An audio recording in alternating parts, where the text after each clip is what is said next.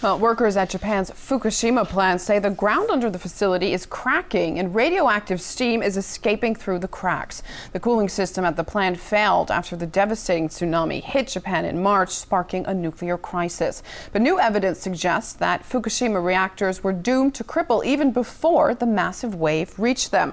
Joining me now via broadband is Dr. Robert Jacobs, who's a professor at the Hiroshima Peace Institute. How alarming are these latest reports about steam emerging from the cracks under Fukushima? How serious could this get? It's a very serious and alarming development because this started to happen specifically after two large earthquakes in the last few weeks. There was a 6.4 earthquake on the 31st of July and a 6.0 earthquake on August 12th. And so what this would indicate is that there may have been some breaking of some of the pipes and some of the structures underground that happened during these earthquakes. And there could be radioactive water that's venting into the soil. And what's more, as cracks are opening, they're making their way, the steam and radioactivity is making its way up. So first of all, this will make it much more difficult for workers to work there because the problem will not be contained within the building and contained within the structure of the reactor vessel. And so it's harder for workers to work in an area in which radiation is emerging from unknown and unsuspected places.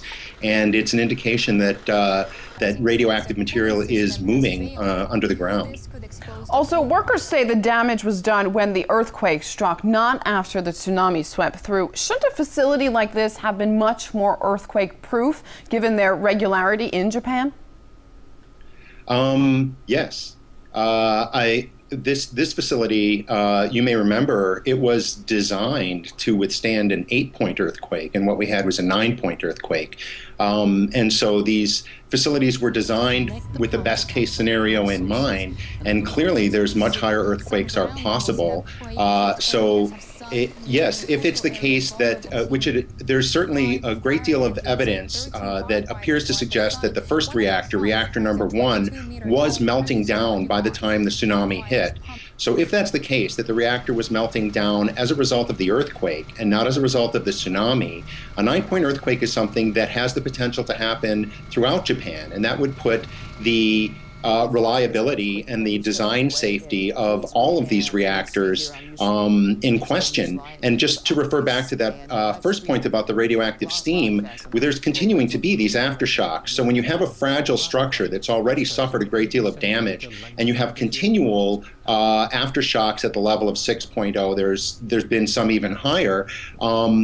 What we have now is we have the radioactive core that has melted down into the basement, into the bottom of the containment vessel of these reactors. And if the radiation level is going down where it's being monitored inside the buildings, and if the water pressure is going down and the temperature is going down, it's not as though the radiation is just suddenly going away. It means that the radioactive material, the melted core, is simply moving further away from where it's being measured. And it may have, as a result of these aftershocks, be moving down out of the building itself. So that may be why we're seeing radioactive steam. And as you can see, earthquakes, even when they happen at a high level, they're not individual events. They're followed by a series of subsequent earthquakes. And so we're seeing now that these reactors were not safe for earthquakes, let alone for tsunamis. When is enough going to be enough? I mean, if the earthquake structurally compromised the plant and the safety of its nuclear fuel, and now we have this steam, another very hazardous situation, when is it going to be time to close down reactors like these? Well, in my opinion, now. I think that this has been a clear example of the fact that natural disasters are certainly much stronger than our ability to prepare for them. And there's all kinds of natural disasters that can strike plants. And so these reactors only function well in a perfect world in which things don't go wrong. And that's not the world we live in. So I think we need to question the viability of these reactors as a concept altogether. All right, Dr. Robert Jacobs, live via broadband with us. Thank you very much for your insight. Oh, thank you.